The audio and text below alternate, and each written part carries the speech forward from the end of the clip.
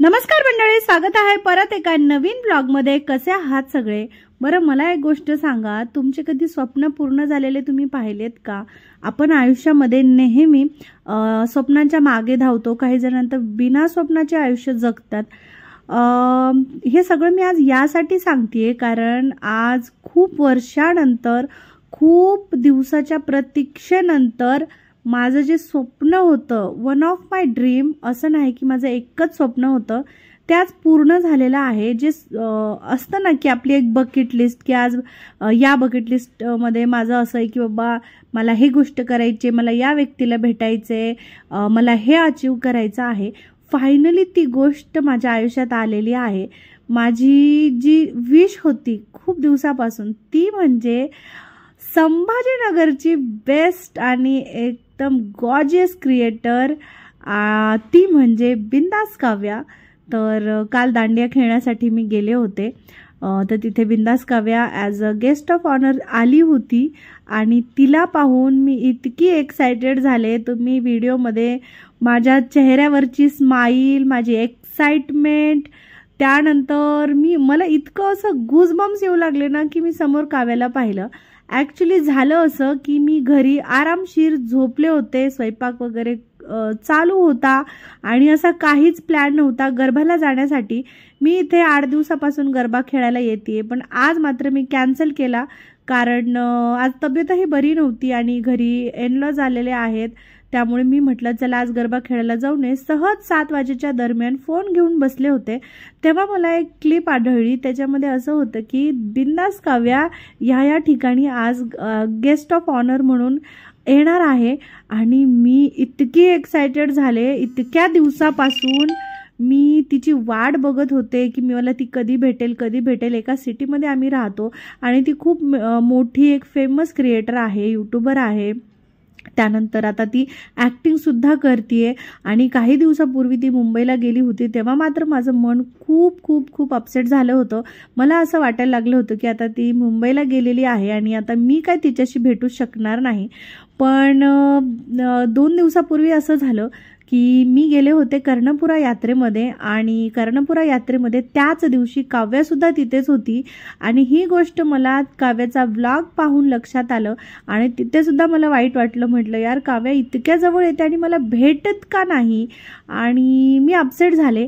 आणि काल म्हणजे जेव्हा हे घडलं काल रात्री, तेव्हा मात्र फोनवर जेव्हा मी पाहिलं की काव्या इथे येणार आहे, फटाफट मी घागरा घालून रेडी झाले। रेडी झाल्याच्या नंतर अशी धावत पळत मी स्कूटी चालवली ना, ती मलाच माहिती, कारण टाईम खूप कमी होता आणि अर्ध्या तासाच्या आत आम्ही रेडी झालो। जास्त काही मेकअप नाही केला, इवाला फटाफट रेडी केला आणि गेले काव्याला भेटण्यासाठी।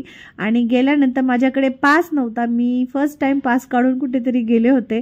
फटाफट पास काढला आणि जाऊन बघते तर काय, काव्या तिथेच होती स्टेजच्या खाली आणि लगेच तिच्या जवळ गेले। जवळ जाऊन तिच्यासोबत सेल्फी घेतला आणि ती इतकी डाऊन टू अर्थ आहे काय सांगू। आणि त्याहीपेक्षा अजून एक गोष्ट म्हणजे काव्या व्लॉगमध्ये इतकी सुंदर दिसत नाही जेवढी ती रिअल लाईफमध्ये दिसते।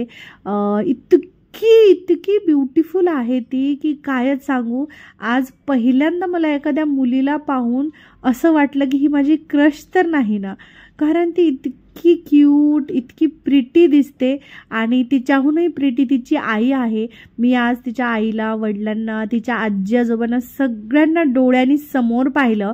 इतके दिवस मी तिला व्लॉगमध्ये पाहायचे आणि आज फर्स्ट टाईम मी आणि इवानी, असं नव्हतं बरं की हे माझंच ड्रीम होतं, हे इवाचं सुद्धा ड्रीम होतं। समोर तुम्ही बघू शकता काव्याची आई, काव्याचे पप्पा, इवन काव्याचा छोटा भाऊ, हे सगळेजण आले होते। आणि आम्ही दररोज ना जेव्हा जेवण करतो किंवा मग अपसेट होतं तेव्हा काव्याचे व्लॉग्स पाहतो। असं नाही बरं की मी क्रिएटर आहे, मी यूट्यूबर आहे, मी व्लॉग्स बनवते म्हणून मी तिला भेटायला गेले, तसं काहीच नाही। मी माझे व्लॉग्स, माझी इच्छा आहे की माझ्या दमवर मी बनवावेत। मला फक्त तिला यासाठी भेटायचं होतं की माझी मनोमन इच्छा होती। मला कधी कुठल्या सुपरस्टारला भेटून इतकी खुशी नसती झाली जेवढी मला काल काव्याला पाहून झाली। कारण एक असतं ना, जेव्हा आपण नेहमी एखाद्या व्यक्तीला पाहतो तेव्हा आपण त्याच्या प्रेमात पडतो आणि काव्यासोबत आमचं नातं तसंच आहे। मी आणि माझी मुलगी आम्ही दोघीही काव्याचे इतके मोठे फॅन आहोत की काय सांगू.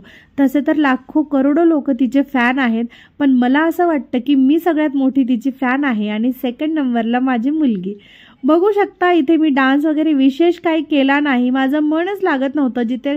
जितका वेळ काव्या तिथे होती तितका वेळ मी काव्यालाच पाहत होते. मी जवळून तिचे व्हिडिओज घेतले, ती कशी डान्स करते, की कशी दिसती व्हिडिओमध्ये, कशी दिसती.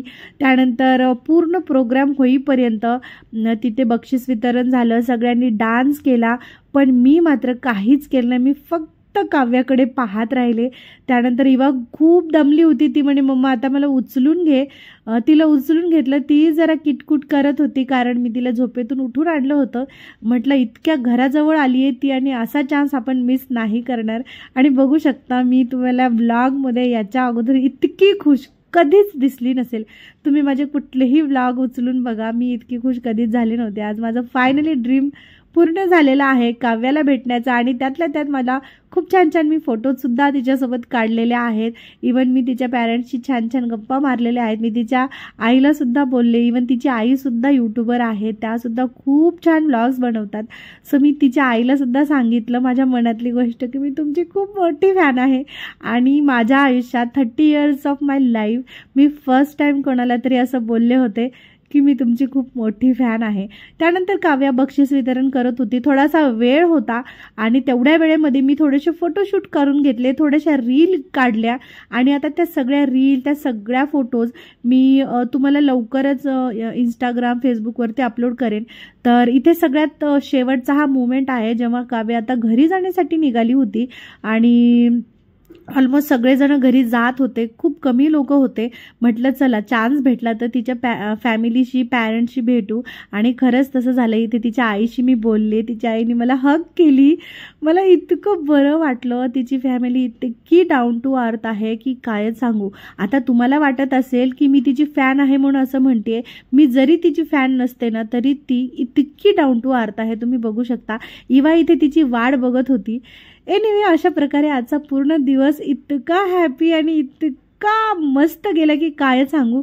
हे काही शेवटचे म्हणजे त्या दिवशीचे एक बेस्ट मोमेंट असलेले क्षण आहेत. काव्यासोबतचा सेल्फी, तिच्या आई वडिलांसोबतचा सेल्फी, माझ्या काही फोटोज, इवाच्या सुद्धा फोटोज आणि एकदम बेस्ट मोमेंटचे आज मी जगले. आणि आज माझा तो फायनली दिवस कंप्लीट झालेला आहे, ज्या दिवसाची मी खूप दिवसापासून वाट पाहत होते. आजचा व्लॉग आवडला असेल तर लाईक करा, माझ्या चॅनलला सबस्क्राईब करा आणि तुम्ही तुमचे स्वप्न पूर्ण करा. भेटूया उद्याच्या व्लॉगमध्ये. Thank you for watching. बाय.